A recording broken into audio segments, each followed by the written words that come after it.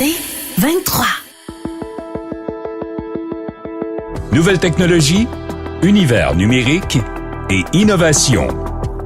Voici une tasse de tech avec Alain McKenna et Pascal Forget. Et bonjour tout le monde, bienvenue à un nouvel épisode d'une tasse de tech, la balado techno québécoise, qui elle ne s'éclipse jamais, sauf quand on prend une pause. J'espérais, Alain, que tu fasses un lien Yes. avec les événements, l'actualité, la météo, quelque chose. Et là, tu te surpasses cette semaine. Je ne sais pas si c'est de la météo, mais c'est certainement un événement qui va affecter la météo parce que l'éclipse du 8 avril, qui s'en vient dans quelques jours, va affecter effectivement là où elle passe. En tout cas, notamment ici, dans le sud du Québec, et d'un peu plus le nord aussi, la météo, les animaux, la nature, et évidemment plein d'humains. Et dont des gens qui sont des astronomes amateurs et qui ont lancé une application, on va en parler plus tard dans l'émission, Mon Éclipse, qui va aider les gens qui s'intéressent à mieux vivre ce moment, qui est quand même assez unique en son genre, une éclipse totale, là, c'est rare qu'on voit ça. Le On va vivre parler de un petit peu façon plus tard de ça. sécuritaire et Exact. optimale. Exact. Et voilà. On va voir On va ça. saluer nos partenaires pour Oui, 2024, TELUS, Plan Hub et Hello Darwin, et aussi nos commanditaires pour les entrevues, l'hébergeur québécois, Planet Hoster. Planet Hoster qui héberge mon site et le tien, Alain. Oui, Je monsieur. suis très satisfait. Qu'est-ce qu'on va parler de dans cet épisode? J'aime ça, cette tournure de phrase-là. On va parler de syntaxe de grammaire parce que... Et voilà, on va parler de l'éclipse, tu l'as mentionné, on va Oui. parler des nouveautés Nothing et OnePlus, on va parler des textos par satellite sur Android qui pourraient arriver plus vite que sur les téléphones Apple. Oh! J'ai un petit peu hâte, ça va faire jaser, ça.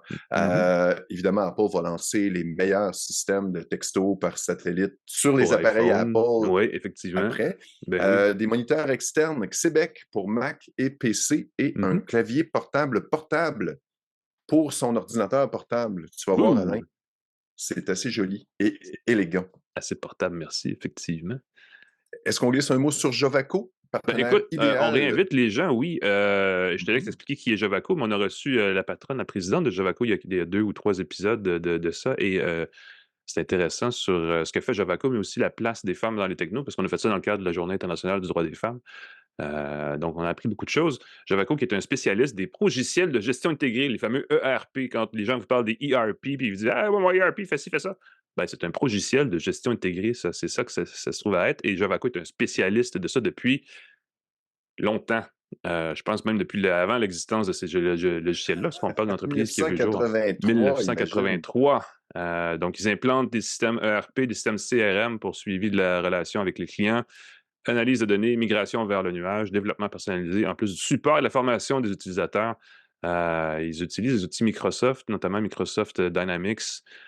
Ils ont aussi leurs propres outils parce qu'ils développent des logiciels adaptés au marché québécois, ce qui est pas toujours le cas, hein, parce que les solutions Microsoft sont souvent comme packagées telles quelles. Il y a beaucoup de revendeurs qui font que la revente, mais ils font aussi le soutien et ils ajoutent des solutions sur mesure. Il y en a une qui s'appelle Omzi, d'ailleurs, on en a parlé un peu avec les gens de Jovaco quand on les a reçus, qui permettent de gérer du projet, de faire du suivi de planification et des choses comme ça là, pour les gens qui veulent faire de la bonne gestion. Jovaco permet de le faire. Vous allez voir ça, jovaco.com, jovaco.com. Et je parle de Hello Darwin maintenant. Tu me laisses ce petit bout-là. C'est le Tinder pour trouver des fournisseurs dans son entreprise. Hello Darwin se spécialise dans l'obtention aussi de subventions dans la transformation numérique pour ces entreprises à travers du Québec, l'ensemble du Canada, peut-être même dans le monde. Il suffit de leur demander. Hello Darwin, si vous avez besoin d'aide financière pour réaliser vos projets d'évolution numérique et qui n'a pas besoin d'aide financière pour ces projets d'évolution numérique, Hello Darwin va vous aider à trouver les meilleures subventions, les soutiens, les partenaires qui sont nécessaires dans l'exécution de vos projets. C'est super simple. Hello Darwin, c'est la référence pour tous vos projets de développement numérique et technologique. Pour plus d'informations, allez voir hellodarwin.com dès maintenant. Merci. On a de la chance d'avoir des beaux partenaires à une tasse de tech. Ben oui, puis ça nous permet de faire une balado de façon pas mal plus relaxe, hein, parce que quand on a le temps et qu'on a les moyens, on peut s'asseoir et prendre le temps d'y penser. Et d'ailleurs, depuis qu'on prend ce genre de temps-là, on a désormais le segment d'entrée d'émission, les espressos de tech, qui nous permettent de vous faire un petit bilan de l'actualité en mode express, ou comme on dit ailleurs, en espresso. J'étais à Majorque la semaine dernière, j'ai gardé l'accent, vous l'avez entendu, j'ai bien roulé mon R dans espresso. Mais là-bas, c'est un café con leche, fait que ça n'a absolument aucun rapport avec ce que je viens de dire. Et parlant de ailleurs dans le monde, vous savez, il y a eu un gros séisme à Taïwan de 7,4 de magnitude sur la fameuse échelle de Richter. Ce qui est gros, hein, 7,4, c'est pas rien. Ça a été très dommageable là-bas. C'était un événement très sérieux. Et il y a TSMC, qui est la Taiwan Semiconductor Manufacturing Corporation, pour ceux qui se demandaient ce que ça veut dire, qui est le plus grand fabricant de puces et de systèmes sur puces au monde, qui a évidemment subi les contre-coups de ce séisme-là. Et ce qu'ils ont dit le lendemain du séisme, c'est que laissez-nous une petite nuit, là, puis on repart la machine. Donc, eux, ils ont vraiment. Ils ont peur de rien. Même un séisme de 7,4 là, ne les empêche pas de produire des puces. Donc, ça, c'est quand même une grosse nouvelle.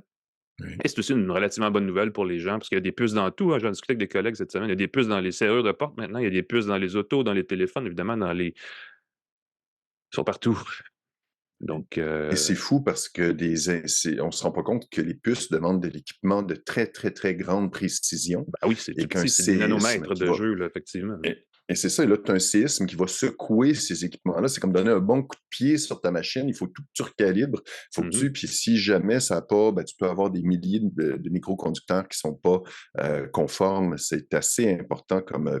Ça doit être un gros stress quand ça arrive, un petit tremblement de terre comme ça. Absolument. J'en ai vécu un à Taïwan, puis j'avoue que je me disais, oh mon Dieu, le décalage frappe fort. Quand je me suis mis à entendre les verres cogner, puis c'était un tout petit séisme, c'était 4 points quelques, là, Ah pas oui, 7 points quelques. Là. Et c'est pas voilà. rien. Parlant de ce beau coin du monde, il y a Microsoft qui a averti les autorités américaines que la Chine pourrait être intéressée à se mêler des élections présidentielles qui s'en viennent en novembre aux États-Unis. C'est une alerte qu'il faudrait évidemment suivre de près. C'est une situation, on le sait, hein, les outils, réseaux sociaux, appelez-les comme et tous les autres. En fait, il y a bien des façons de créer, d'influencer de façon pas nécessairement très légitime les enjeux politiques dans des pays démocratiques comme les nôtres. Et là, la Chine aurait l'œil sur ce qui se passe aux États-Unis. C'est embêtant, ça. C'est drôle parce qu'on subit plus qu'on réagit à ces choses-là. Il y a comme, en tant que système politique, là, les pays occidentaux, entre autres, me semble tardent à s'armer contre ces phénomènes-là, parce qu'on a déjà vu la Russie essayer de se mêler des élections, on a vu la Chine essayer de se mêler des élections, même au Canada récemment. Il me semble qu'à un moment donné, il va falloir créer des systèmes et arrêter juste de subir et de dire ça arrive. Il me semble que c'est pas la bonne solution. Oui, mais si on s'isole, évidemment, on ne pourra pas avoir. La Russie s'isole beaucoup, je crois, de l'extérieur, fait qu'ils n'ont pas de source de nouvelles extérieures, ce qui permet de se protéger. Mais des fois, cette désinformation-là est sournoise. J'ai compris. Écoute, tu me valideras si ça a été contre-confirmé, mais je ne sais pas si tu as entendu parler de l'épidémie de punaises de lit à Paris. Ça aurait été de la désinformation russe. Ah oui? Il aurait tout simplement lancé des rumeurs comme quoi. Puis imagine comment c'est sournois de dire les gens ne veulent plus aller en France, les gens ne veulent plus aller à Paris, c'est les Jeux olympiques, les élections. Tu peux faire flotter des rumeurs comme ça, les faire circuler sur TikTok et compagnie, très subtiles. Ouais. Faut être tellement méfiant. Il ne faut plus retransmettre d'informations sans vérifier une fois, deux fois, trois fois. Ouais. Même des gens connus au Québec transmettent de l'information sans vérifier la source avant, corrigent après, puis là, ben ça, c'est la faute Ouais. Non, il faut qu'en tant que personne qui a une certaine crédibilité, Faut que faire tu fasses un attention. effort supplémentaire avant de diffuser de l'info. Absolument. Un peu plus près de nous, Disney+ suit les traces de Netflix. En fait, ils veulent s'attaquer, c'est leur nouveau truc, là, ils veulent s'attaquer au partage de mots de passe. Netflix l'a fait il y a un petit bout de temps, puis ça avait bien marché. Disney+ fait la même chose. Donc, les gens qui partagent un mot de passe avec des amis, des collègues, les membres de la famille qui restent dans une autre maison. Ça aussi, ça pose des questions. Parce que, bon, évidemment, eux, ils font ça pour des fins commerciales. Nécessairement, ils veulent que chaque utilisateur ait son propre compte et paie sa propre mensualité. Mhm. Est-ce que quand on a des enfants qui partent en appartement, on veut les aider et partager cet accès-là?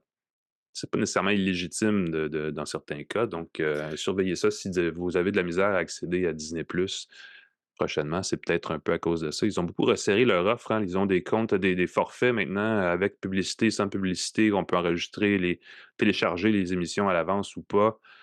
On cherche un modèle financier. Ça bouge dans le service de streaming, dans les services de streaming, parce qu'on cherche à toujours faire plus d'argent et il y a de plus en plus de concurrence. Les gens veulent payer de moins en moins parce qu'évidemment, payer pour 8 services en même temps, ça finit par faire cher.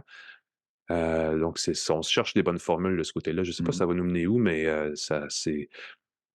Si vous êtes comme moi, je ne sais pas toi, Pascal, mais on a une stratégie à la maison où on alterne. On paye pour un, on paye pour l'autre. Ce qui fait qu'on rattrape parce qu'il y a toujours un peu plus de contenu, mais on rate sur une période de, mettons, 6 mois, on rate pas grand-chose, mais on paye Ouais. beaucoup moins cher en alternant d'un service à l'autre. Les services. Moi, la stratégie que j'aime beaucoup, Amazon Prime m'a beaucoup déçu en ajoutant des publicités maintenant. Avant, tu avais accès Mhm. aux vidéos sans publicité. Maintenant, il faut payer un supplément sur l'abonnement Prime pour avoir des vidéos sans publicité. Mais je trouve que de plus en plus dans les publicités, ils se positionnent comme une plateforme où tu peux regarder ce que tu veux. Tu vas payer un 5 de plus, tu vas payer un 6 de plus, puis je me dis, ben, c'est l'équivalent de ce qu'on payait pour aller au club vidéo, puis c'était Ouais. pas toujours disponible, puis il fallait retourner la cassette, il fallait la rembobiner. Puis je me dis, ben, une fois par mois, 2 fois par mois, il y a un film spécifique que tu veux regarder, plutôt que d'aller chercher sur 25 sources.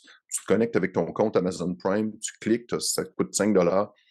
Je commence à aimer ça comme stratégie, parce que ça commence à être frustrant, cette rotation dans les services. Les films, tu n'as pas toujours accès aux films que tu veux regarder. Ouais. Je pense que tu mets le doigt sur quelque chose. J'ai l'impression que le balancier va revenir vers une formule à la pièce, là où les gens vont dire, ben, finalement, si je paye pour une série ou pour une émission, à la fin du mois, ça me coûte peut-être moins cher que de payer pour des abonnements à volonté pour des contenus que je ne regarderai pas C'est ça. systématiquement. Donc, ouais, c'est un bon Puis point. évidemment, il faut que les prix soient raisonnables. Si ça coûte 5 par épisode d'une série qui a 25 épisodes, ça revient trop cher.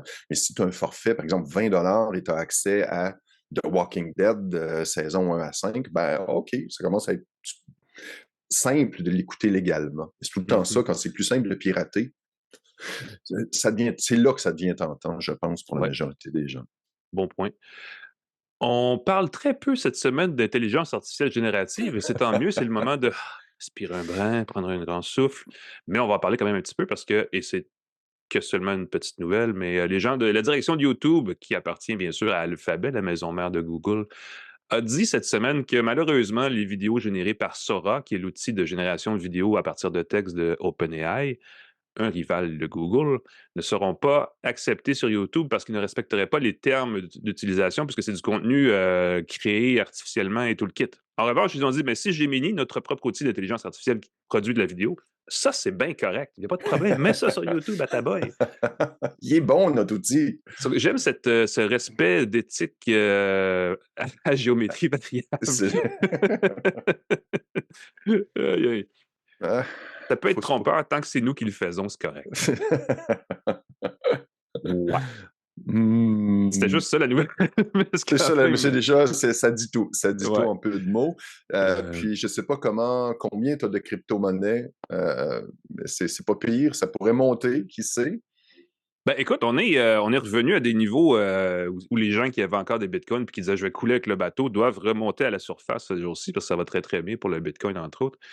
Mais il y a ça reste un secteur d'actifs financiers. Je ne sais pas si c'est considéré encore des actifs au sens légal du terme, mais Mhm. ça fait quelques années, je pense même que c'était pas en 2018, mais ça fait quand même un petit bout de temps que les autorités financières canadiennes avaient dit bon, il existe des portefeuilles numériques, là, on peut transiger, puis ainsi de suite, puis on le sait qu'ils ne sont pas nécessairement basés au Canada, mais pour qu'ils opèrent chez nous, on aimerait qu'ils se conforment à la loi et qu'ils deviennent enregistrés auprès des autorités. Et là, il y en a un premier qui s'est officiellement enregistré, Coinbase, qui est une application que j'ai utilisée pendant un bon bout de temps. Je ne transige plus parce que c'est plus par curiosité professionnelle que par désir de m'enrichir follement là, que j'avais cette application-là installée, mais elle était très fonctionnelle, très bonne.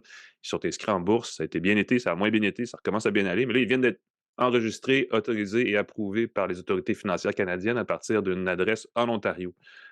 Ce que ça signifie, si vous utilisez Coinbase pour transiger du Bitcoin, l'Ethereum ou autre chose, puis que vous trouvez qu'il y a une transaction qui semble un peu suspecte, et que si, par exemple, je pense pas qu'ils le feraient, mais si les gens de Coinbase partaient sur une lubie et commençaient à essayer de frauder leurs clients, ben, vous auriez une adresse et un recours parce qu'ils sont enregistrés auprès des autorités financières, que ça vient avec une assurance, certain niveau de notoriété ou de crédibilité là, qui rassure. Donc, si jamais vous cherchez une application pour transiger du Bitcoin, tout ça, et que vous ne savez pas laquelle prendre, il y a quelque chose d'un peu plus rassurant à utiliser Coinbase que des trucs qui sont peut-être créés en Asie dont on ignore vraiment qui dirige, qui tire les ficelles derrière, parce qu'il y a des cas de fraude, on en a connu dans la crypto.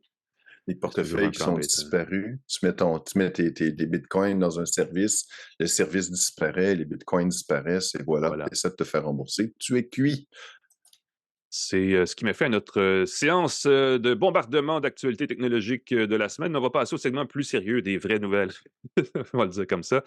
On a un partenaire pour ce segment-là, c'est InfoBref, que vous connaissez sans doute parce qu'on en parle à chaque semaine. InfoBref, vous le savez, a une balado Eux aussi, elle aussi, lui aussi, je ne sais plus comment je vous ai présenté ça, mais bref, il y a la balado qui existe, Info Bref Matin, qui tous les matins vous raconte en moins de 5 minutes l'essentiel des nouvelles à savoir dans la journée. C'est excellent pour arriver à la machine à café du bureau et à savoir de quoi parler pour lancer la conversation avec les gens qui sont aussi la machine à café puis qui sont un peu pas encore entièrement réveillés. Donc, ça vaut la peine. C'est gratuit. Allez voir ça, Infobref Mmh. Matin. Ça se trouve sur votre application de balado préférée ou sur le site directement d'Infobref à infobref.com.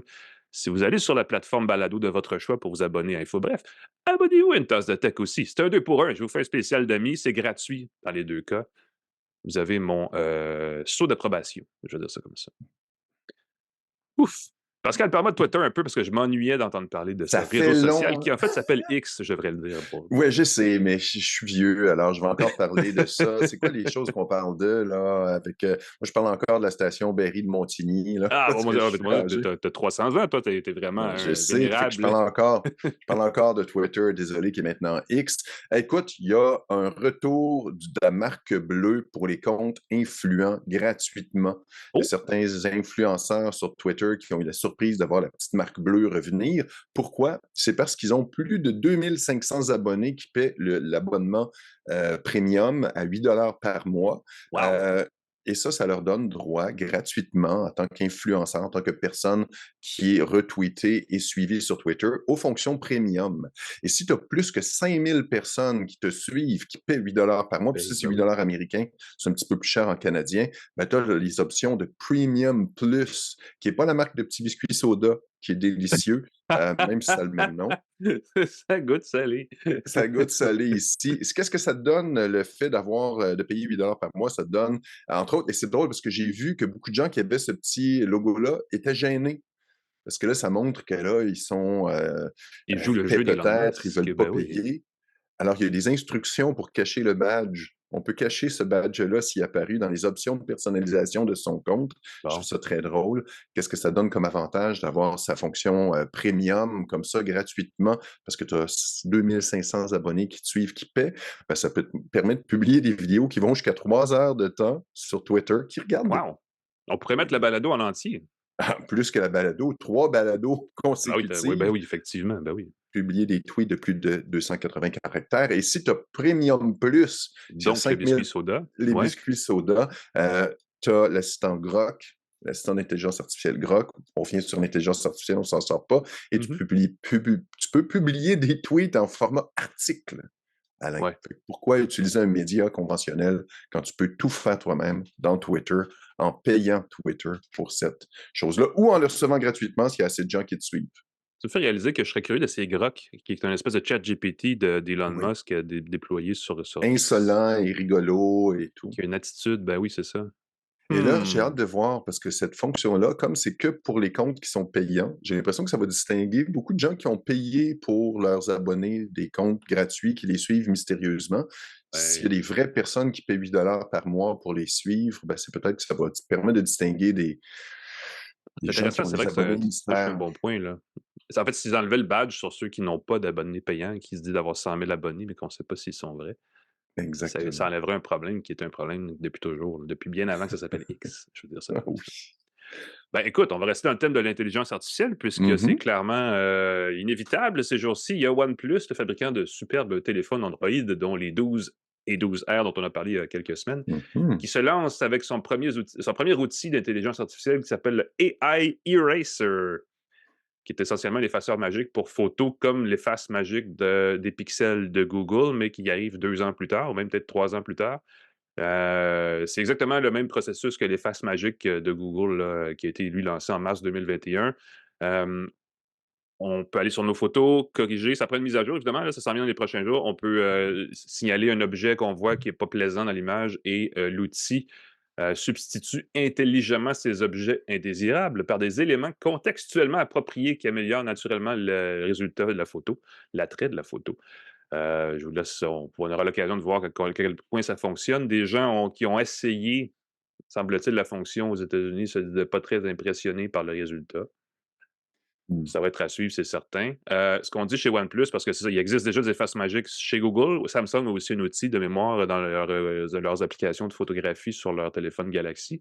Mais chez Ouais. OnePlus, on dit non, nous, on a créé ça nous-mêmes à la maison depuis un bon bout de temps, dans notre propre laboratoire de recherche et développement, à partir de nos propres modèles de langage avancé, les fameux LLM sur lesquels reposent les IA génératives.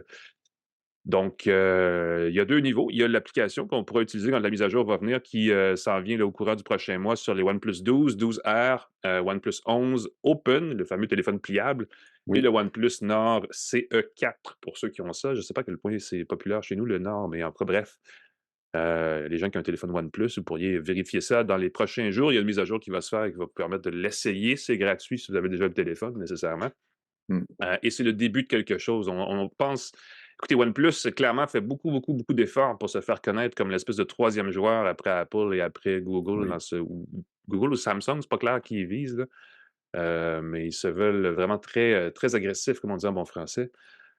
Et ça bouge. Je ne sais pas à quel point ça va. Ils pédalent trop vite ou pas assez pour rattraper, mais il y a au moins des nouveautés logicielles comme ça qui apparaissent. Mmh. Et ça, c'est quand même pas mauvais. Et ben, leurs appareils sont excellents, puis le Open est un super bel appareil. Ils Ah, travaillent je suis bien fort, en d'accord. tout cas. Puis c'est le Mhm. fun d'avoir un troisième joueur, ne serait-ce que pour donner une autre avenue, une autre piste au niveau du Yes. design, des fonctions, des mises à jour.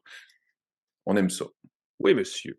Parlant de concurrence additionnelle, tu as du nouveau du côté d'Android et de la messagerie par satellite. Ça, c'est une bonne nouvelle, là. Oui, parce que selon le site 9 to 5 Google, dans la version bêta d'Android 15, il y a des petits bouts de code qui laissent planer qu'on va avoir la possibilité d'envoyer des messages textes en passant par les satellites, en passant par les étoiles, Alain. Pas seulement des messages d'urgence, comme on peut le faire depuis iOS 14, je Ouais, depuis un crois, peu plus qu'un an, là. Mhm. dans les iPhones, en pointant son téléphone vers le ciel dans un endroit dégagé, on va pouvoir texter n'importe qui, incluant les services d'urgence. Ça va être assez extraordinaire en voyage, par exemple. Ça va être extraordinaire en déplacement, dans des endroits où on est moins couvert, on a moins de couverture.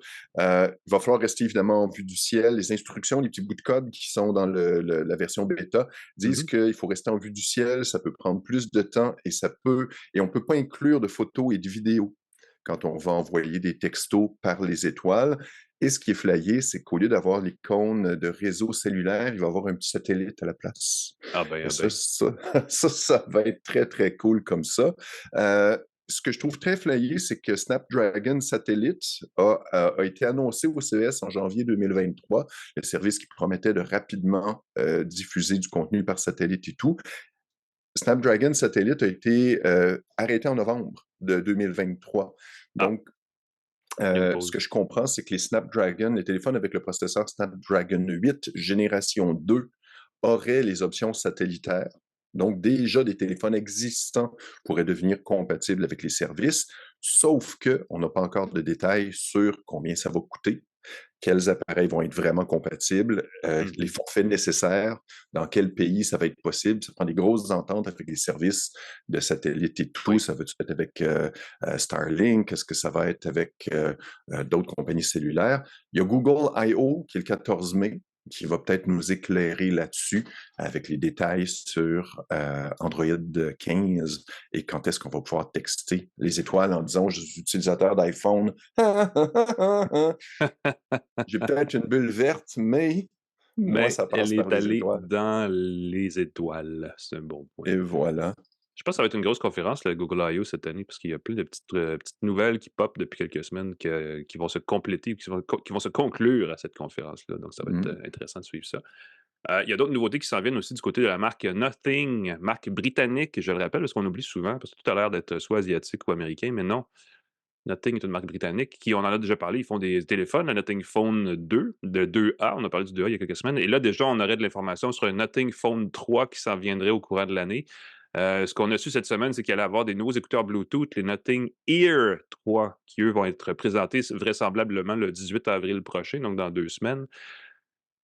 Les Nothing Ear 1 et Ear 2 étaient d'excellents écouteurs, des écouteurs boutons, des écouteurs Bluetooth. J'ai hâte de voir ce qu'ils peuvent améliorer pour rendre ça plus intéressant. Évidemment, l'audio spatial et toutes ces affaires-là risquent d'être inclus. Peut-être un codec, parce que Bluetooth récemment a intégré un codec d'audio haute résolution, high-res audio. Donc, on va probablement vouloir aller dans cette direction-là. On a vu ça à travers une publication, et là, c'est du finassage, y a-tu un financement? Je sais pas c'est quoi le mot pour ça, mais bref, on a picossé à partir d'une publication sur Twitter faite par les gens de Notting où on voyait un scarabée. Ah ah! Et une grenouille. Le scarabée étant le symbole des écouteurs Notting depuis 2 générations, des écouteurs Ear depuis 2 générations chez Notting. On a aussi de l'information sur 2 téléphones qui seraient prévus au courant de l'année. Une version Community Edition du Notting Phone 2A, qui est un téléphone qui ne devrait pas coûter bien plus que 400 donc un téléphone Android de milieu de gamme. Celui-là, il y a un nom de code, Pac-Man Pro. Et il y a un autre nom de code qui a circulé ces derniers temps qui s'appelle Tetris, qui est le nom de code pour ce qui serait le Notting Phone 3. C'est le fun de la culture autour d'une marque comme ça qu'on connaît moins. On apprend plein d'affaires dans un seul petit élément d'actualité. Le Notting Phone 3 serait le successeur nécessairement du Phone 2, qui lui a été lancé en juillet dernier. Donc, on suppose que le Phone 3 va apparaître en juillet prochain. La particularité des téléphones Notting, c'est leur interface graphique très unique et les glyphes à l'arrière qui font des identifications visuelles à partir de bandes d'ailes de plein de formes bizarres qu'on peut personnaliser à loisir. Bref, on essaie de réinventer un peu. On essaie de se positionner comme le iPhone des téléphones Android. Ils ne sont certainement pas les premiers à faire ça, mais bref. On ne sait pas grand-chose, malheureusement, à propos du Phone 3, sinon qu'il serait animé par un Snapdragon 8S génération 3 de Qualcomm et qui coûterait peut-être un peu plus que 700 donc un peu moins que les téléphones comparables de Samsung, d'Apple et des autres. Là, il va falloir appeler au Qualcomm puis leur demander de faire un peu de ménage parce que leur processeur, il y en a comme un qui sort à chaque semaine et on est un peu mêlés dans ce qu'un fait que l'autre ne fait pas. Oui, Mais avec des 8S éditions génération spéciales. 3, c'est pas mal la dernière génération, la plus récente à ce stade-ci. Pour les téléphones mobiles. Donc, à suivre, les gens qui s'intéressent aux téléphones Android et qui veulent un peu se distinguer, je sais qu'il y a une grosse cohorte de fans de ces marques de téléphones comme Notting. Eh bien, on aura plus d'informations sur ça dans les prochains mois. J'allais dire c'est la fin, mais non! Attention, on a un petit bonus parce que dans un instant, on parle avec Alain Préfontaine de la Fédération des astronomes amateurs du Québec de l'application Mon Éclipse pour suivre l'éclipse du 8 avril de façon conséquente. Mais on a un petit complément d'information juste avant parce que Google a publié de l'information sur ce que les gens veulent savoir à propos de cette éclipse. Et Pascal, tu as les éléments clés à savoir, là.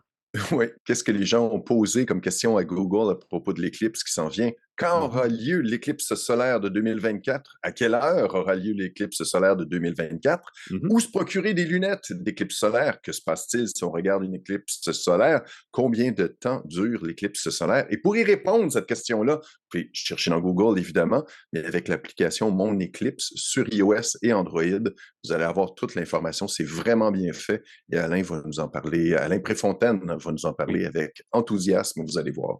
Oui, on reçoit dans un instant. Donc, si vous avez ces mêmes questions-là en tête et que vous ne savez pas la réponse, ben, on a une grosse partie de la réponse qui s'en vient dans un instant. Je vais le dire comme il faut. Donc, restez avec nous parce que ça s'en vient tout de suite après ceci à Une tasse de tech. De retour à Une tasse de tech avec Alain McKenna et Pascal Forget. Et bienvenue à Une tasse de tech, une édition ensoleillée cette semaine ou partiellement ensoleillée. Je ne sais pas s'il y a un verbe, il faudra peut-être l'inventer.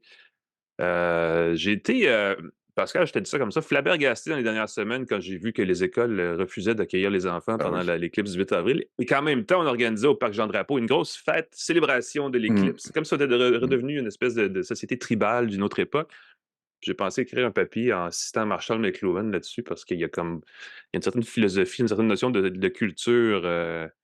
Je ne sais pas si tu te rappelles, Pascal, moi, je me souviens que j'étais en secondaire 2, je pense, puis il y avait une éclipse relativement, disons, grossement, très partielle, mais quand même assez substantielle. Et on avait fourni on avait fait des boîtes avec des petits films en papier d'alu, Ah, puis c'est tout. Tu sais, c'était pas une grosse affaire. Puis là, clairement, il y a quelque chose qui s'en vient, puis c'est assez gros. Puis c'est une grosse éclipse, ça passe directement. Il y a un beau couloir où elle va être optimale là, pour la regarder comme il faut au Québec. Et puis ça m'a fait réaliser que les temps changent, n'est-ce pas? Mais cela dit, parce que nous sommes une balado à caractère techno, voire scientifique, hein, allons jusque-là, on a trouvé une application qui va vous aider à voir l'éclipse de la bonne façon. Et pour en parler, l'application s'appelle Mon Éclipse, c'est assez clair. On reçoit le chargé de projet de l'application, Alain Préfontaine, qui est aussi représentant de la Fédération des astronomes amateurs du Québec. Bonjour Alain. bonjour. Merci d'être avec nous. Écoute, Mon Éclipse, c'est une application pour téléphone, pour iPhone, entre autres. Explique-nous un peu qu'est-ce que permet de faire l'application là, en vue de l'éclipse qui s'en vient le 8 avril. Là. OK. Donc, c'est une application qui est pour iPhone et Android, donc les deux, OK. en français et en anglais. Il y a 3 pôles à notre application. Le premier, c'est un pôle d'éducation. Il y a toute une série de pages à l'intérieur où on va expliquer c'est quoi une éclipse, c'est quoi la différence entre une éclipse totale, une éclipse partielle, une éclipse de lune, une éclipse de soleil. On a une petite section sur l'histoire des éclipses, les éclipses célèbres dans le passé, etc. Un peu de science derrière. Et finalement, comment bien s'y préparer, comment l'observer sécuritairement, comment la photographier. Ça, c'est le volet éducation. Le deuxième volet qui est intéressant en ce moment, aujourd'hui, demain, dimanche, c'est le volet simulation. C'est un volet qui nous permet de sélectionner sur une carte l'endroit où on espère aller pour voir l'éclipse, de façon à avoir les détails sur la durée de la totale. Est-ce que ça va être total? Si oui, ça va être quoi la durée? Ça commence à quelle heure? Ça finit à quelle heure? Et un peu plus d'informations sur le déroulement de l'éclipse, parce que dans le mode simulation, ça va être comme si vous y étiez. Vous allez recevoir des messages vocaux qui vous disent, regardez, on est rendu à 90% de couverture du soleil, commencez à regarder la forme des ombres. OK, ça s'en vient dans 5 secondes, regardez la bague à diamants, regardez les grains de blé, et tout à coup, poup, poup, poup, c'est commencé, vous pouvez enlever vos lunettes solaires parce que l'application utilise la géolocalisation et OK. va donner le message d'enlever les lunettes uniquement si on est dans un endroit où c'est la totalité. Si on n'y est pas, ce message-là, il apparaîtra jamais. On ne dira jamais d'enlever les lunettes si ce n'est pas dans la totalité. Donc, c'est ça, la totalité commence. Là, on vous dit de regarder les excroissances sur le Soleil, la couronne autour du Soleil, les planètes qui vont être visibles, Jupiter, Vénus, et les étoiles principales qui vont être visibles dans le ciel. Donc, l'application fait tout ça. À la fin de la totalité, un autre petit alarme qui dit « Remettez vos lunettes, le Soleil va réapparaître ».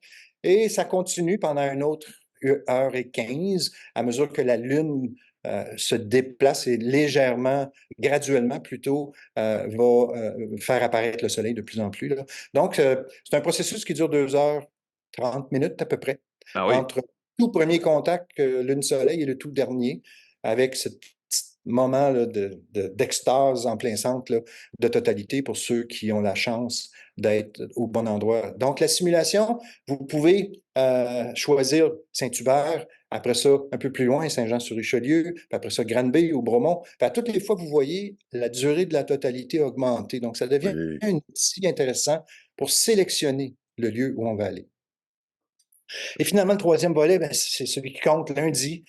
Vous ouvrez votre téléphone, vous ouvrez l'application, il va vous géolocaliser, puis il va commencer à vous donner de l'information sur l'éclipse là, en ce moment. Comment En ça temps se passe? réel. Ah oui. Où vous êtes, avec les mêmes messages que vous avez vus dans les simulations, mais ceux-ci vont être pour votre localisation à vous. Donc, c'est là pour aider les gens à bien choisir et à bien se protéger pendant l'éclipse, puis la rendre plus intéressante aussi. C'est que plusieurs de ces messages-là vont vous recommander de regarder des phénomènes que vous n'êtes pas habitués. Par exemple, la baisse de température, les oiseaux qui arrêtent de chanter, quoi d'autre? Il y a les fleurs se referment. Pour la nature, il ne faut pas se tromper. Hein, ça fait des millions d'années que la journée est réglée entre la levée du soleil puis le coucher du soleil. Puis là, soudainement, le soleil disparaît à 3h30 l'après-midi. Il y a beaucoup de choses qui se produisent qui ne devraient pas se produire. La nature va réagir comme si c'était la fin de la journée. Les humains, les animaux vont plutôt réagir que wow, c'est pas à cette heure-là d'habitude. Là. Il y a quelque chose d'anormal. Donc, il y a C'est tout pas un normal, oui. côté, la nature change pendant quelques instants. Et on me dit que ceux qui ont vu beaucoup d'éclipses dans leur vie, ils sont touchés à l'intérieur même d'eux-mêmes. Là. Une petite expérience ésotérique, qu'on pourrait dire, là, où on se sent vraiment petit par Ben, rapport oui, c'est ça. Ça nous à resitue dans le l'immensité. monde, dans l'univers, en fait, parce qu'effectivement, c'est pas je veux dire, des astres qui se croisent. Il faut être à la bonne place au bon moment pour le voir ça. Exact. Il Et y a des là, gens. vous l'avez dit au bon moment, là, il y a, en général, il y a 375 années entre deux éclipses au même endroit. Il y a des Puis, gens une qui moyenne. voyagent Oui, partout dans le monde pour voir des éclipses. Il y a des oui, chasseurs ouais, d'éclipses qui vont en Afrique, qui vont en Europe, qui vont en Asie, qui vont partout. Et là, ça se passe au Québec. Et c'est triste de savoir qu'il y a des gens qui ne feront pas les quelques kilomètres qui sont nécessaires. Les pauvres gens de Laval vont être à quelques Ouais. kilomètres de la zone de totalité. Ils ont juste à prendre le métro. Ils vont voir la totalité. Comment cette espèce de crainte-là face aux éclipses, qui est très médiévale selon moi, Je pense que vous le savez, je pense que c'est pas mal de dire que si on est bien protégé, si on suit les consignes, il n'y a pas de danger de regarder l'éclipse ou d'observer ce phénomène-là. Pourquoi, vous voyez, est-ce que l'obscurantisme autour de l'éclipse, de fermer les écoles, de mettre les élèves à l'intérieur, qu'est-ce que ça vous fait en dedans? Moi, ça m'enrage, moi, ça me Euh, fâche. Enragé dur, on est un regroupement d'organismes là, scientifiques autour de l'astronomie, là. Le Mont Mégantic, le Cosmodome de Laval, le Planétarium de Montréal, le Centre des sciences. On est regroupés dans le regroupement Éclipse Québec. On s'est battu depuis 2 ans pour convaincre le ministère de l'Éducation, acheter des lunettes pour tous les enfants. Ça coûte 50 cents la paire Ben quand vous oui. n'achetez en grande Ben oui. quantité. Ils ont refusé. On est en contact avec la santé publique depuis le mois d'octobre l'année passée pour essayer de contrôler le message. Eux, ils ont sorti non. Nous, on pense que pour ne pas prendre de chance, on devrait garder les lunettes d'éclipse même durant la totalité. Alors qu'on sait que durant la totalité, avec les lunettes d'éclipse, ça va être noir. On ne verra rien. On ne verra pas les étoiles, on ne verra pas la couronne. Dans les écoles, c'est de l'hérésie. D'hystérie, excusez, d'hystérie. Si les étudiants doivent se promener dans un corridor qui a des fenêtres qui donnent à l'extérieur, on va leur faire porter les lunettes. Ben, je vous annonce qu'ils vont se cogner dans les portes, puis dans les chaises, puis parce qu'ils ne verront rien. On Ils voit vont se rien savoir, avec ben ces blesser oui, c'est lunettes. ça. plus. Ouais. Ils vont se blesser plus à cause d'une règle comme ça que par le risque de regarder le soleil. Alors, j'ai un collègue, Pierre de Chastenay, qui a fait une entrevue radio qui disait les décisions ont été prises par des avocats et des compagnies Ah, d'assurance. 100%, oui, absolument. Moi, c'est pas moi qui l'ai entendu, là, je répète, là, mais ça a du sens. Après ce qu'on voit, c'est que tout le monde veut se protéger. Tout le monde veut pas que quelqu'un revienne dire, ben là, mon petit garçon, il a regardé l'éclipse, puis c'est de votre faute, puis on vous Ouais. poursuit pour 22 millions, puis ben, les profs, là, ils gèrent ça, eux autres. C'est ce qu'on entend de notre Euh, côté aussi. Les journalistes qui ont couvert la question, c'est ce qu'on se fait dire. Les écoles ont peur de se faire poursuivre par les parents et c'est là où ouais, ça se complique, là. ouais. C'est drôle parce que Puis, je disais tantôt, quand j'étais plus jeune, quand j'étais au secondaire, il y a eu une éclipse partielle, puis on avait essentiellement tous sorti une boîte de chaussures, une boîte à Kleenex, on a fait un trou, on avait un petit film. Il n'y a personne qui s'est énervé avec ça. Vraiment, il y a un changement dans le ton. Puis je me rappelle, c'était devenu un gag, mais il y a eu une éclipse aussi qui est passée à Washington il y a quelques années. Le président à ce moment-là, c'était Donald Trump. Puis il ouais. filmait Trump et sa famille sur le parvis de la Maison-Blanche. Et la première chose qu'il a fait, c'est qu'il a regardé l'éclipse comme ça. Oui, oui, tout à fait. De la pire Alors, tu dis, bah, exemple. clairement, on a besoin d'éducation pour apprendre ça. Ce qui est le fun, c'est que Ouais. l'application que vous avez mis en ligne, vous l'avez mise en ligne l'automne dernier, vous l'avez lancée l'automne dernier avant une Oui, éclipse parce que lunaire qui avait eu lieu avant Noël. non, pas lunaire. Au mois d'octobre, il y a eu une éclipse annulaire qui va Annuaire, passer dans pardon. le sud des États-Unis et qui était visible comme éclipse partielle ici au Québec. OK. Puis ça a été un peu notre bain du sang, là, le 14 Premier octobre. test, ben oui. Le premier test, alors on l'a utilisé par tout le monde qui était impliqué. C'est sûr qu'elle n'était pas aussi bien publicisée et distribuée. Ça a été le premier test, puis ça a bien fonctionné. Donc, puis là, on l'a amélioré, on a rajouté du contenu. Donc, on est très, très confiants. Puis Mhm. c'est un gros succès. On est popé dans les 10 premières applications sur le Apple Store, les applications gratuites. Hier, Mhm. on était dans les 10 premières. Oui. Euh, les applications éducatives, on est numéro 1 depuis plus qu'une semaine chez Ah oui. Apple. J'ai Ben, pas les chiffres. c'est comme un petit cours scolaire. C'est ce que les écoles devraient faire, en fait, que vous Ben proposez, oui. ce que vous proposez dans l'application. D'ailleurs, est-ce qu'il y a Oui. des écoles qui participent ou qui vont utiliser votre Il y en a application, plusieurs. savez-vous? Oui, il y en a Oui. plusieurs qui participent. C'est un peu moins que la moitié. C'est triste parce qu'il y a un organisme qui s'appelle À la découverte de l'univers qui a formé des milliers de profs, puis des Mhm. dizaines de milliers d'étudiants. Puis ils ne pourront pas. Les profs sont pris là, avec des directives. Mais oui, il y a plusieurs écoles qui vont utiliser l'application pour pouvoir justement être certain d'aviser les élèves là, au bon moment. Fait qu'avec avec des applications comme ça, puis des bonnes lunettes, puis de la compréhension, Oui. de la préparation, les seuls accidents qu'il va y avoir, c'est ceux qui vont décider de ne pas mettre les lunettes quand c'est le temps de les mettre ou de pas de se retourner quand c'est pas le temps. Puis, parce que l'information est là, la formation a été faite. Donc, puis des cabochons, excusez l'expression, il va toujours en avoir. Il va toujours en avoir. On dit souvent que dans les éclipses, les pires, c'est les jeunes adultes, là, les hommes. euh, 16 à 25, Ah, qui 30 veulent ans. un peu défier Oui, c'est ça. Tu sais, Eux autres sont pas me capables. dire quoi faire. Moi, tu sais, moi, je suis capable de décider ma pour moi. rétine est solide. Ouais, c'est ça, c'est ça. En Les yeux, général, j'en ai deux, hein? C'est comme, si j'en perds un, c'est pas grave. Aïe, ouais, aïe, aïe. ouais. Mais merci parce que votre application, j'ai regardé l'éclipse d'octobre et je l'ai Oui. regardé avec des enfants qui me demandaient à toutes les 5 minutes qu'est-ce qui se passe là, qu'est-ce qui arrive, quand est-ce que c'est, quand. Puis tout le monde avait beaucoup de questions là-dessus. Puis souvent, tu perds le fil, tu sais, t'es dehors, l'éclipse progresse. Fait que le fait d'avoir des consignes, le fait d'avoir l'information comme ça, je pense que ça va être un outil formidable, comme vous le dites, pour apprécier davantage cette expérience-là qui arrive pas souvent, qui est gratuite, qui est sécuritaire si on la fait correctement, puis qui, je pense, peut éveiller les gens à la science, à des choses assez merveilleuses Mhm. par la suite. Fait que merci beaucoup. L'application Mon Éclipse, je vous la recommande chaudement. Oui. Ben, j'allais demander parce que je disais quelque part, on peut évidemment filmer l'éclipse avec un filtre sur la caméra de son téléphone, entre autres. J'imagine que ça prend un petit équipement, idéalement un trépied, il faut garder ça. Ça fait un beau time-lapse, en tout cas, sans doute, si on est bien équipé, mais ça prend essentiellement juste le même film qu'on a sur les lunettes Oui. que les Oui, jeunes ce vont avoir à filtre-là l'école. peut servir pour la caméra d'un appareil téléphonique, pas Mhm. pour une caméra un peu plus grosse, parce que souvent les caméras plus grosses, il y a comme un effet de zoom, Ouais. puis il y a une concentration de lumière un peu trop élevée pour le capteur. Le problème, par exemple, souvent, c'est que les gens vont prendre leurs lunettes à eux, les mettre devant leur téléphone, Mhm. lever Là, ils les n'ont plus mains de lunettes. pour avoir le téléphone vers le soleil, puis là, ils regardent le soleil avec leurs yeux non protégés alors que la caméra est protégée. Donc, Donc, il ça faut prend faire deux bien, paires de bien, lunettes si on veut bien, deux filmer, ou paires, en tout cas c'est ça. un filtre pour l'objectif et les Oui, lunettes. C'est oui. bon, ça. La Fédération des astronomes amateurs, vous vous réunissez pour voir l'éclipse, hein, si j'ai bien compris. Oui. On a Où est-ce que deux vous allez sites être? principaux où on invite le public là, à Bromont pour les gens de la grande région de Montréal, puis à Saint-Georges-en-Beauce pour les gens de la région de Québec. On est prêt à recevoir 12 000 personnes à chacun de ces Wow! deux sites-là.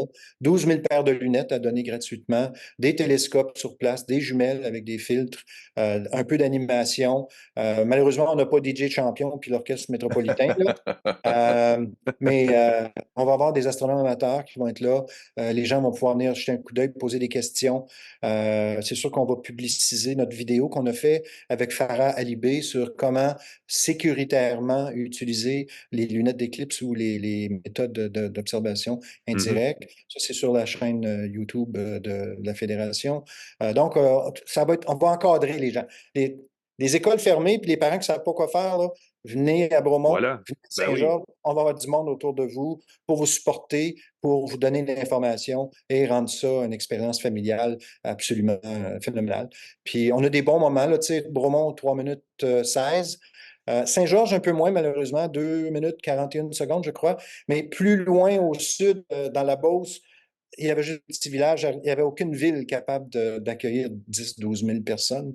Mhm. Donc, on a pris le plus loin possible où les infrastructures étaient suffisantes. Alors, puis il y a beaucoup d'engouement. Donc, je vous dis, là, on a plein d'autobus des écoles de la région de Québec, l'Université Laval, le Cégep de Sainte-Foy. On va avoir pas mal de monde à nos sites. C'est bien. Ben, on invite les gens à y aller, puis ceux qui ne vont pas télécharger l'application Mon Éclipse, parce que clairement, ça complète l'offre, parce qu'évidemment, bon, le phénomène comme tel est exceptionnel, mais là, on en parlera plus et les gens vont pouvoir, au minimum, parce que c'est un peu ça le problème, occuper les enfants avec ça. Oui. Parce qu'il y a des écoles qui font une demi-journée, et ensuite, il faut ramener les enfants à la maison, puis qu'est-ce qu'on fait dans ce temps-là? Il faut s'occuper des enfants. Ben, les parents, voilà, vous avez la solution toute trouvée. Mhm. L'application Mon Éclipse, qui est une création de la Fédération des astronomes amateurs du Québec, Alain Préfontaine. Merci de nous avoir présenté tout ça. C'est vraiment super intéressant. Et puis, on va évidemment faire la promotion de tout ça, nous aussi, parce que il y a certainement un volet d'apprentissage scientifique derrière ça qui est important de communiquer, là. Écoutez, merci de m'avoir reçu. Puis, on fait ça pour que les gens puissent en profiter au maximum et surtout qu'ils soient en sécurité. Alors, bonne éclipse à tout le monde. Ouais, faut pas la rater parce que la prochaine est loin de finir. 2106, moi, j'y serai plus. J'ai 65 ans, je pense pas voir celle de Ouais. 2106. Bon, ben, on va regarder celle-là, puis on s'en reparle après. Nous, on prend une courte pause et on revient tout de suite après avec la fin d'une tasse de tech de cette semaine. Restez avec nous. De retour à Une tasse de tech avec Alain Mekena et Pascal Forget. Et bienvenue à une tasse de tech, que c'est le moment où on vous parle de petits gadgets qui simplifient votre quotidien et le nôtre aussi, parce qu'on les essaye après tout, ces appareils-là. Mhm. Parlant de choses qui simplifient notre quotidien, parlons de notre commanditaire de segment qui est Planet Hoster, qui permet de migrer les sites web, de créer un site web ou d'héberger un site web comme vous voulez en quelques instants et en quelques clics à peine. On en a parlé dans les dernières semaines de comment ça a simplifié. En tout cas, moi, ça a simplifié mes affaires avec mon site web personnel où je fais essentiellement de l'archivage. Mais Pascal, toi aussi, tu as migré et je pense que tu en fais un petit peu plus sur ton site web. Oui, j'ai beaucoup. Écoute, on m'a pris par la main, j'ai demandé de l'aide, ils m'ont pris par la main pour déplacer mon site d'un autre hébergeur, ils ont transféré le nom de domaine et tout. Ça, c'est quelque chose qui m'angoissait beaucoup. C'est quand même mon nom, c'est quand même mon site, pascalforget.com. Je veux pas que ça soit, que les gens pensent que je sois décédé. Je veux que ce soit en ligne et efficace. Et oui, ça a fonctionné merveilleusement bien. Et depuis, l'interface est vraiment le fun, fait que ça me permet de faire des petites modifications avec WordPress. Mon site est sur WordPress, mais si j'ai besoin de changer le code, il y a une belle interface qui permet de modifier facilement là, sans avoir besoin d'installer quoi que ce soit de mon site web. Alors, j'aime beaucoup ça. C'est vraiment tout en un parce qu'on peut acheter un nom de domaine, l'héberger là. Tu sais, on pense souvent à un site web, c'est WordPress, mais c'est plus que ça derrière. Évidemment, il y a plein de Oui. certificats de sécurité nécessaires aussi pour le courriel, pour le web, pour le cloud, pour le stockage, en tout cas pour plein d'affaires. Et ça se trouve vraiment tout ça au même endroit et Planet Hoster l'offre. Et ce qui est intéressant en plus, c'est que c'est une entreprise québécoise. Donc ça, c'est un gros plus, évidemment, parce qu'on aime les hébergeurs, mais on les aime encore plus quand ils sont québécois, n'est-ce pas? Tu as essayé un truc pas mal le fun, Pascal, parce que souvent, et Dieu sait que j'essaie de toujours trimballer avec moi un petit clavier portatif au cas où, mais c'est un paquet de troubles. Et là, tu as peut-être la Mmh. solution à ce problème-là. Oui, parce que trimballer des claviers, c'est assez chouette. Moi, en ce moment, j'utilise le clavier de OnePlus là, qui pèse à peu près 2 livres, qui est fantastique, pas C'est très très bétail. portable. Mhm. Il y a des compagnies comme Logitech qui font des super bons claviers, qui sont légers et tout. Par exemple, ici, c'est le combo, comment ça s'appelle? C'est le K950. C'est OK. un combo qui vient avec une souris qui est à part, avec un petit dongle qu'on branche dans son ordinateur portable. Mais est-ce qu'on s'entend qu'en déplacement, c'est pas la solution la plus pratique dans un sac à dos? Ouais. C'est gros. Les touches, quand on appuie dessus, ben évidemment, c'est pas l'idéal. On peut pas compresser un clavier. Fait que je suis tombé sur le petit kit ici qui s'appelle Casa Pop-Up Desk de Logitech. Et ceux qui nous regardent sur YouTube en ce moment, vous voyez, je tiens une espèce de gros livre à la Ben main. oui, on dirait un Imaginez un bloc-notes. gros Ben oui. livre relié avec une bande élastique qui le garde fermé, un peu comme un cahier Moleskine, plus gros. Ceux qui visualisent, c'est une bande en caoutchouc, c'est pas en tissu. On ouvre et à l'intérieur, on a un joli petit clavier portable et un pavé tactile à l'intérieur. Ah Alors, oui. c'est super facile de déployer son kit quand on est en déplacement. Pavé tactile d'appoint et super clavier d'appoint, qui est très, très, très le fun, peut se connecter par Bluetooth avec 3 appareils différents. Donc, le clavier et le pavé tactile peuvent se connecter à 3 appareils, super facile à faire. Mais attention, ce n'est pas tout. L'espèce de livre qui contient le clavier et le pavé tactile a un petit étui qui contient le fil de recharge, mais qui peut aussi contenir des crayons Ah et ben, ah des ben. petits accessoires. C'est comme une petite boîte à crayons, un stylet pour son ordinateur, par exemple. C'est génial. Et ce n'est pas tout. On peut aussi déployer la boîte, Ah le ben, j'allais livre dire, se c'est sûr, déploie ça prend pour devenir un support pour son ordinateur pour une portable tablette aussi, hein. ou une tablette. Alors, c'est assez Mhm. fantastique. On peut poser notre tablette ou notre ordinateur portable et on travaille avec l'écran de son ordinateur portable à la hauteur des yeux.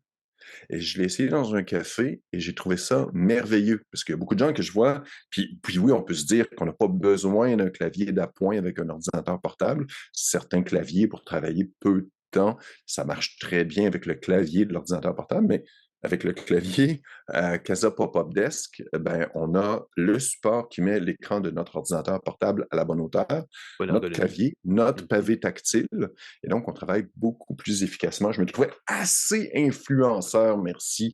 Je travaillais dans un café, puis j'étais comme, oh wow, au lieu d'être recroquevillé sur mon laptop, comme Linus sur son piano dans Charlie Brown, Oh, référence. Mhm. référence comme si c'est bien Linus qui jouait du C'était piano, il me semble. Linus qui jouait Oui, du piano, me semble, ouais. tout C'est pas Linus recroquevillé. avec la doudou, je sais plus, mais Ah, je sais pas. Ah, zut! Écoutez, on va encore nous écrire des courriels de dire, ben, hey, oui, il y avait le nom d'un musicien, d'un pianiste classique reconnu, là, ah, zut, on va Linus avec la doudou, t'as bien ouais, raison. Écoutez, écrivez-nous, dites-nous vos commentaires, dites-nous on a parlé en mal de Linux. Là, ils vont, Charlie Brown. ça n'a pas rapport On va le googler. ici. Charlie Euh, Brown.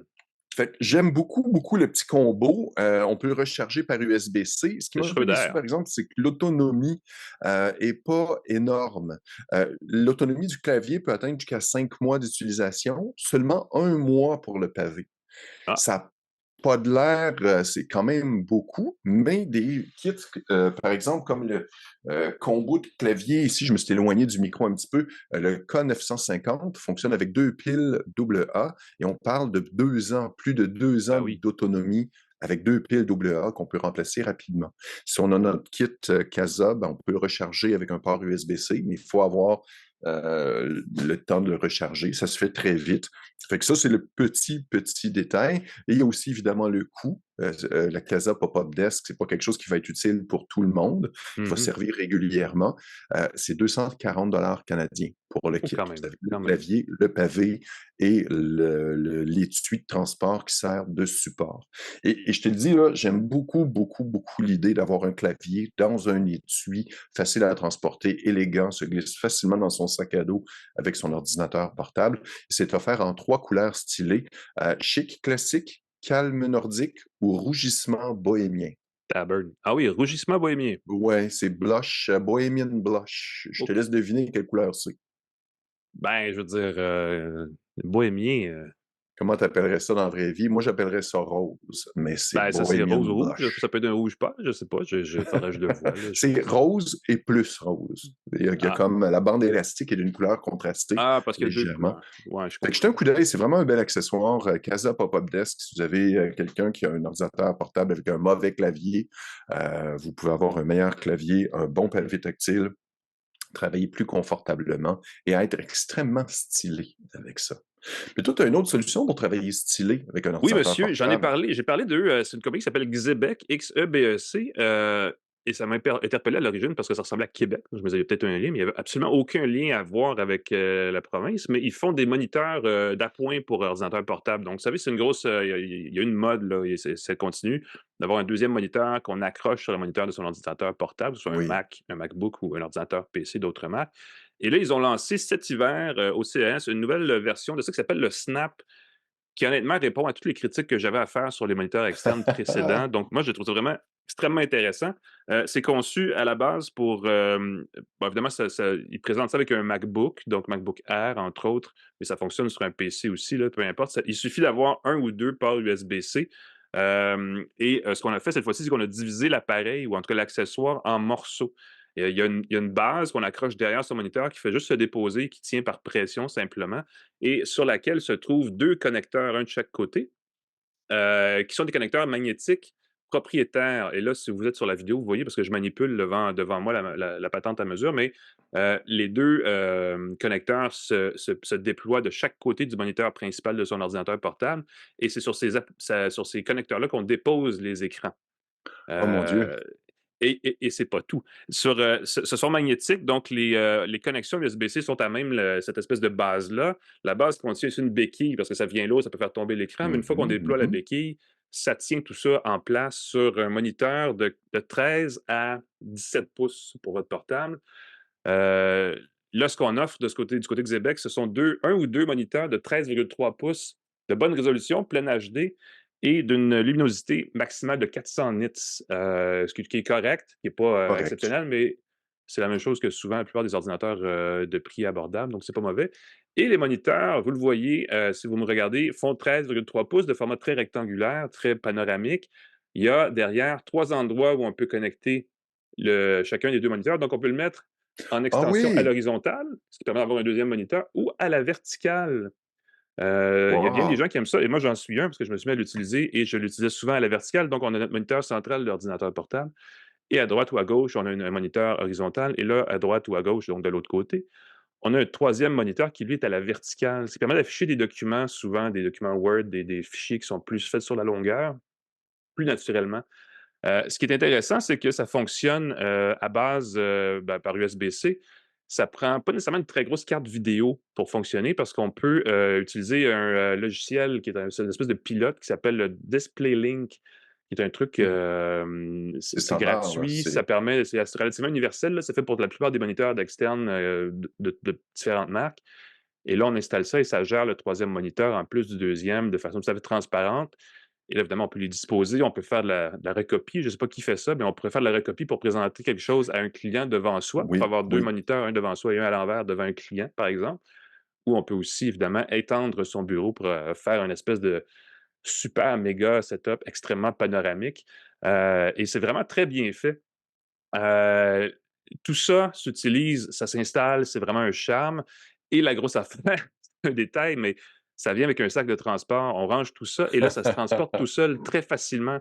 Parce que souvent, on achète ces gadgets-là, puis on ne sait pas comment les trimballer parce qu'après ça, il faut les traîner, puis ça se graphine, puis ça se brise, puis on finit par être très content de l'avoir avec soi. Mais dans ce cas-ci, c'est conçu exprès pour justement les gens qui sont appelons-les des power users de ce genre de gadget-là, parce qu'on a vraiment toute une solution tout en un. Euh, J'aime beaucoup Évidemment, ça. quand c'est parfait comme ça, il y a un prix, n'est-ce pas? Ouais, oh, Et ce sera son principal défaut. On peut acheter le Snap, parce que ça s'appelle le Snap, avec 2 ou 1 moniteur. Donc, pour faire un effet de 3 moniteurs sur un portable ou de 2 moniteurs.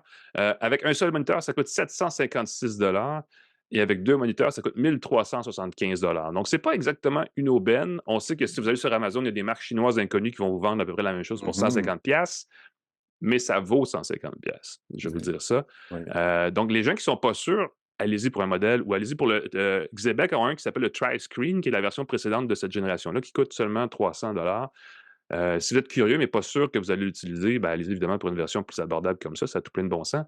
Mais pour les gens qui savent qu'ils ont besoin de ça, qui l'utilisent constamment, personnellement, je serais très embêté de ne pas acheter un produit comme ça parce que j'utilise cet espace d'écran-là à tout bout de champ, tout le temps. Oui.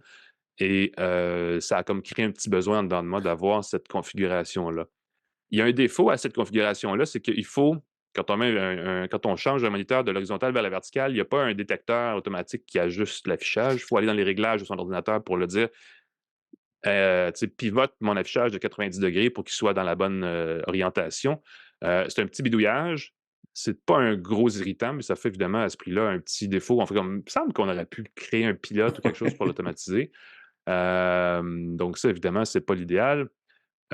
Et aussi, bien évidemment, il y a une étui de transport, mais tout ça ensemble, ça crée un accessoire qui n'est pas compact, qui se transporte, virgule, mais qui ne se transporte pas nécessairement si bien que ça.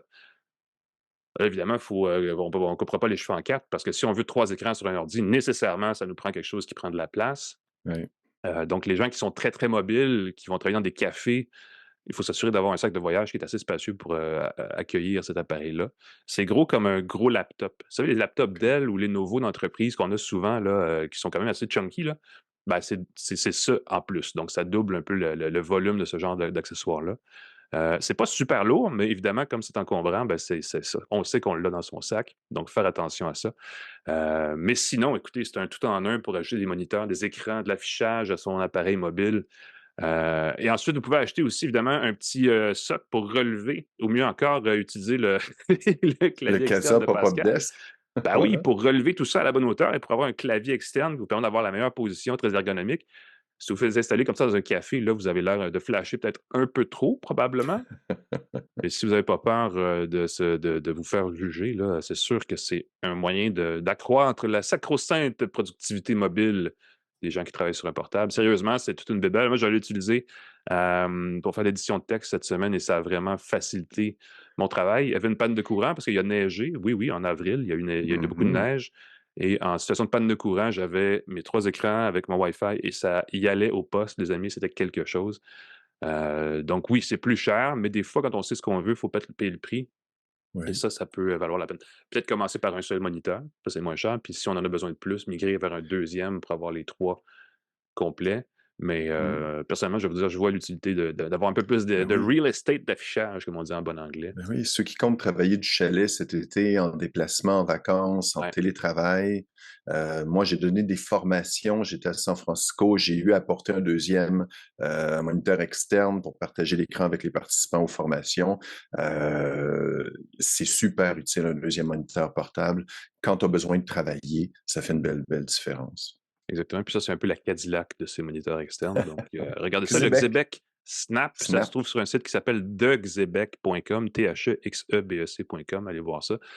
Ça vaut le détour. Et ça met fin aussi à notre balado, Pascal, qui était, ma foi, fort chargé encore cette semaine. Toujours un plaisir de discuter de techno avec toi, de science, d'éclipse.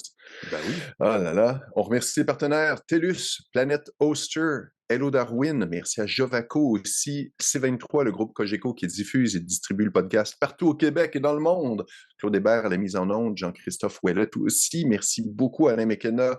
Sans toi, que serais-je? On peut Merci écrire Pascal, partout ben oui. dans le devoir. Dans mon site, pascalforget.com, jetez un coup d'œil, on est tous les deux hébergés par Planet Hoster. Et voilà, et c'est ce qui m'a fait l'épisode, donc je vais le dire comme ça, c'est là que nous, on s'éclipse, n'est-ce pas? Et qu'on vous laisse... Je devrais d'applaudir, sérieux, c'était merci, fort, je la voyais pas merci. venir. Pour ceux qui nous écoutent jusqu'au bout, ce gag-là est pour vous. Sinon, on vous souhaite une bonne semaine, une bonne fin de semaine, et on se revoit la semaine prochaine pour une autre tasse de tech. Salut tout le monde!